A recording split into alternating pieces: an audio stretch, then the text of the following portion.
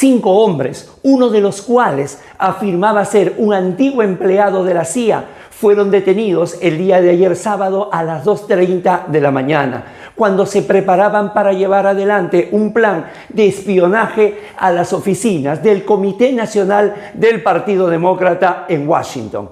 Así de escueta era la noticia que publicaba el Washington Post el domingo 18 de junio de 1972.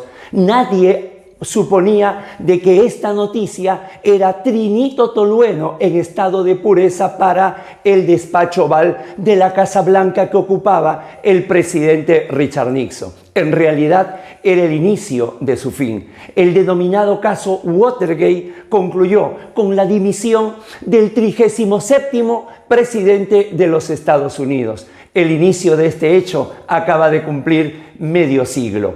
Soy Guido Aguilar Grados y quiero presentarles una nueva entrega de El Derecho en la Historia. El día de hoy haremos un breve análisis jurídico de el caso Watergate, 50 años. Sean todos bienvenidos.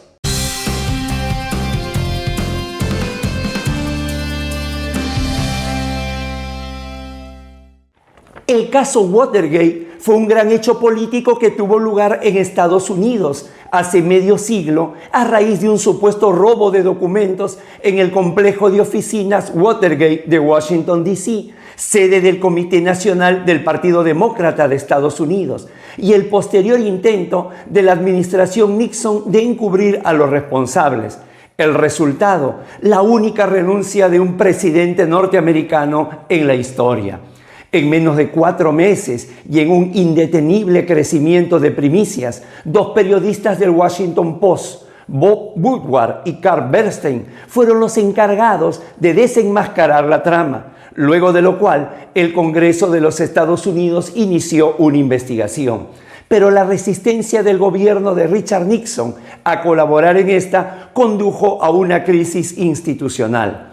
El hilo comenzó a despabilarse cuando se descubrió que uno de los detenidos, James McCord Jr., el consejero de seguridad de la CIA, era también el coordinador de seguridad del Comité para la Reelección del presidente en la campaña electoral. Se descubrió entonces que existía una conexión entre el detenido y gente muy próxima al presidente Nixon, encargada de resolver algunos problemas incómodos. Se les conocería más tarde como hombres del presidente. De hecho, Todos los hombres del presidente sería el título del libro que los periodistas Woodward y Bernstein publicarían en 1974 sobre sus investigaciones en este caso, y de lo que luego, 2 años más tarde, se haría un film con Robert Redford y Dustin Hoffman. El 10 de octubre de 1972, el Washington Post informó que la investigación policial había concluido que el asalto a las oficinas del edificio Watergate formaba parte de un plan de espionaje y sabotaje orquestado para favorecer la reelección del presidente Nixon. A pesar del escándalo, Nixon consiguió ser reelecto de forma indiscutible en las elecciones presidenciales del 7 de noviembre de ese mismo año. La fuente más decisiva de información fue Mark Fell, oculto bajo el seudónimo de Garganta Profunda. Estuvo en el anonimato durante más de 35 años. Brindó información valiosísima. El escándalo afectó un total de 69 personas, de las cuales 48 fueron encontradas culpables y encarceladas, y muchas de ellas habían sido altos funcionarios del gobierno de Nixon. Ante todas estas informaciones, el Tribunal Supremo de los Estados Unidos ordenó al presidente Nixon entregar las cintas secretas obtenidas en las escuchas a sus rivales políticos para utilizarlas en el juicio del caso Watergate contra sus hombres. Los jueces resolvieron el debate en una histórica votación en contra de los argumentos del presidente. A partir de ese momento, Nixon perdió el apoyo de los propios miembros del Partido Republicano. El 8 de agosto de 1974 renunciaba Richard Nixon a la presidencia de los Estados Unidos. Entre otras cosas señalaba: nunca he sido un desertor. Renunciar a la presidencia es algo que aborrecen todos los instintos de mi cuerpo. Sin embargo, los intereses de los americanos están primero.